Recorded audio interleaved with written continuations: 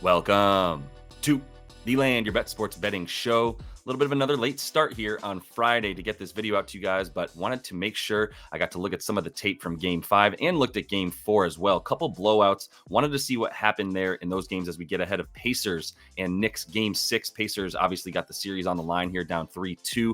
I've got 4 plays in this video. Coming off a good day here on Thursday. Found a winner in the live stream. Also went 3-2, but had the units placed correctly and some plus money bets that helped us get to almost 2 units on the day. Nice to break up that little two-day losing streak, I should say, that we were going through. But let's keep it going here, get right into these 4 bets I've got, and then we'll get into that live stream 5:30 p.m. Eastern today. So make sure you come in there and we'll go over a few more bets then. Let's kick it off in the first quarter here. We're going to go with the Pacers team total over 28.5. I do think they win this quarter as well if you just wanted to play the spread. It's tough to see them not coming out as strongly as possible. That said, I think the Knicks are likely to come along for the ride a little bit more in the first half and the first quarter than they have been in Indiana so far. Now, Indy's gone over in all 5 home games in both series now when they play in the first quarter here, going over 28.5 points there, scoring 33.5 per first quarter on some really nice shooting splits, 56% from the field, 42% from deep.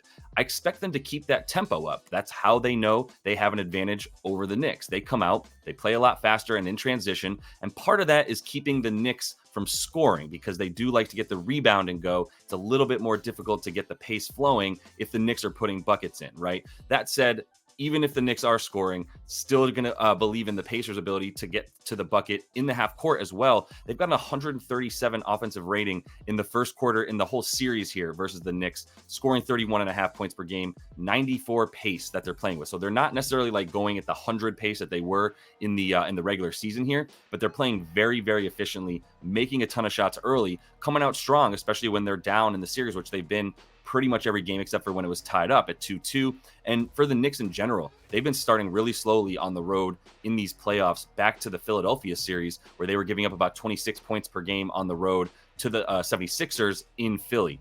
Obviously, you need a few more here for the Pacers, but this Pacers offense has been playing way better and faster than the Sixers, who are no longer in this playoffs, obviously. So we're going to take the Pacers, rather, to come out strong and get over 28.5 in the first quarter. Might seem weird to take an under for Tyrese Haliburton as I'm talking about supporting the Pacers getting points and such, but it's a first quarter bet, and for the whole game, I don't think the rebounds and assists are there for him. He's got to prioritize scoring. And I understand that Deuce McBride is switched on to him now. He was pretty much face guarding him for the entire game last game in New York. There's going to be some adjustments made. That's kind of one of the lessons of the playoffs here is don't just look at what you saw last game and assume that that coach who might have prevailed with his plan in game before is necessarily going to just be able to go right back to that and have success the very next day or game, a couple of days later. For Haliburton, it's also about him still prioritizing field goals. He's made clear, similar to Ant Edwards, who we took yesterday, hit the threes, didn't get the points, was short by 2 of them because of the fact that he got hurt, as we saw, and that game was a 45-point blowout. The blowout has been super, it's been showing its head everywhere, right? The presence of the blowout is always looming over us in these playoff games right now. We've seen a ton of blowouts across multiple different series. That said, Tyrese needs to get the field goals up, right? Like in this last game, he took 9. So we're going to come back and get an adjustment from Rick Carlisle, who's not going to allow a guy like Deuce McBride to just take his best player out of the series. So we're going to see a little bit more screening off ball. We're going to see him coming off of double screens, and that's going to lead to threes. It'll also lead to him driving, but he's actually been shooting a bunch more on drives right now in this series as opposed to the regular season, where he had a pretty high pass percentage when he would drive. It was up at about 35%. Now it's down to below 30% because he is taking that floater a little bit more. No Mitrob in there. Also makes things a little bit easier for him once he gets into the paint against the Knicks. And this Pacers team's scoring a ton of points in the paint. Most of his assists are coming on 3-point stuff, unless he gets that lob to Obi Toppin, obviously, who will not be in the game. But when you put him into this game, mostly with the starters such as Pascal, he's not finding those guys. The way that Pascal's scoring is post-ups. So that takes away from the assist there. And really, he's down to 12.6 potential assists in this series, with one game where he's had 20 potential assists, right? So that really skews the numbers, where if you look at the last 2, 8 potentials, 6 potentials. Now, that's also going to be a little bit higher if this game is at all close, because he won't necessarily be able to sit most of the fourth quarter. But the rebounds, he's at 6 rebound chances per game. Like, I don't know why we would feel good about that. So the way he's going to have to prioritize shooting after a really bad offensive game last game, we're going to take him to go under on the rebounds and assists. And if you like over on the points, that's where I think you go over on Tyrese in this one. Over to Precious Achiuwa, going to go over 10.5 points and rebounds for him, getting that at even money here on DraftKings. So full unit on Precious, who is averaging now 24 minutes per game since Mitchell Robinson went down. He is now the backup center.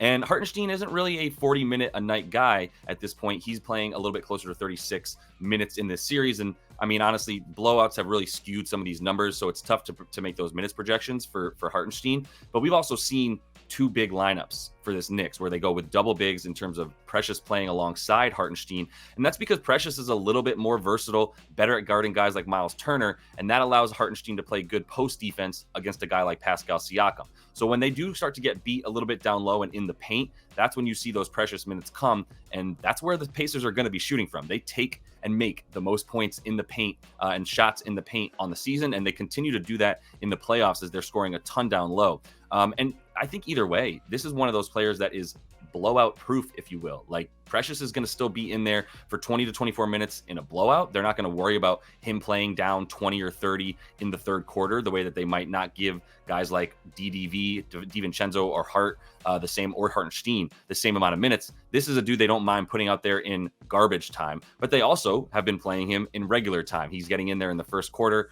a part of the normal rotation, regardless of the blowout. So you feel good that his minutes are safe in this one. And the 11.8 points and rebounds that he's averaging is alongside 11.3 rebound chances. So I think he's good for 5 to 6 boards. The points are under 5 at this point. They're 4.5. So putting them together safeguards a little bit against him needing to get the 7 boards that he would need in this game. He's gotten about 6 multiple times. So that seems to be right as his ceiling, averaging a very consistent 10 to 11 rebound chances. So the opportunities will be there. It depends at that point. Is he going to get a 50 to 55% rebound chance success rate, or is it going to be like 60 or above? So we can make sure we get those 6 or 7 rebounds that we need from Precious in this one. The points, a lot of those coming off putbacks, easy dunks and lobs from guys like Jaylen Brunson. So regardless of if he takes 5 to 6 shots, which is what he's been averaging, him hitting 3 shots or even 2 shots and a free throw, whatever, that's very likely. He's shooting at 60%, right? So it's not like he's taking these long 2s or 3s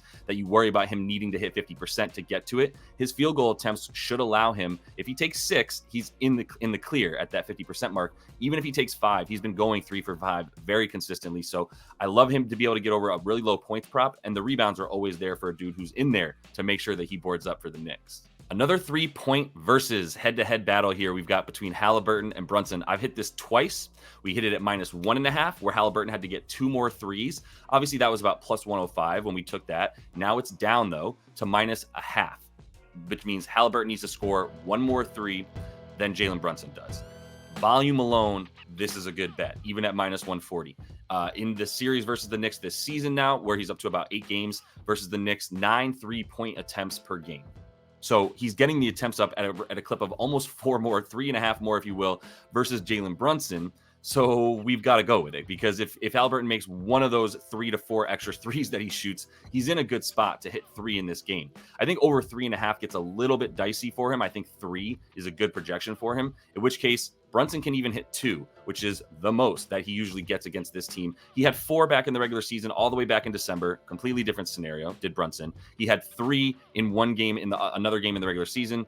And now in the playoffs here, the most he can get is 2 or 1 or 0, which is what he's normally at versus this Pacers team. So this is a good way to get Haliburton to basically get 3 threes as opposed to needing him to hit 4, which is his core prop, and relying on the fact that Brunson doesn't take more than 5 to 6 3-point attempts against this squad. And he doesn't really want to. He can get to the free throw line 10 to 12 times a game against this Pacers squad. Also knows that if he wants to get guys like Nesmith in foul trouble and get easy shots from the mid-range where he prefers to shoot from, he's got to step inside the 3-point line. So I think he'll continue to do that the way that he has, which really safeguards against needing Haliburton to hit too many threes, as we only need him to get 1 more than JB in this one.